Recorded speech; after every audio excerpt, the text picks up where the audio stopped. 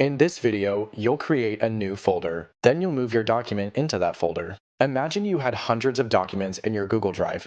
How would you keep them all organized? Just like with the physical file cabinet, you can keep your files organized by placing files inside of folders. You can store files for the same project in the same folder. That way, you can find what you're looking for quickly and easily. To get started, create a new folder in your drive. To do that, click the New button. Then click Folder. You'll see a pop-up prompting you to name your folder. Type in a new name for your folder. If you can't think of anything, just type in the name Celebration, because you're going to move your celebration planning document into this folder. After you've typed in your folder's name, press Enter or Return. Or click Create.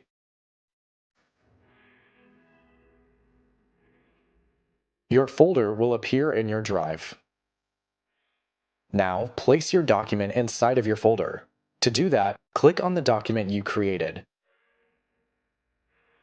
Hold the mouse or trackpad button down as you move your cursor onto the folder. This move is called a click and drag. The document should disappear from view once it is inside the folder. To see your document again, quickly click twice on the folder. This is called a double click. The folder will open up to reveal your document. If you have other files from the Google Apps for Beginners lessons in your drive, you can move them into the new folder too.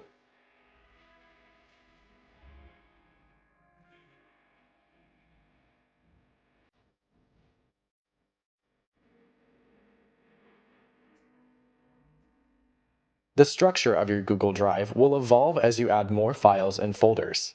If you change your mind about how you want to organize your drive in the future, you can always make more changes to your folders and move around files in whatever way will help you locate them.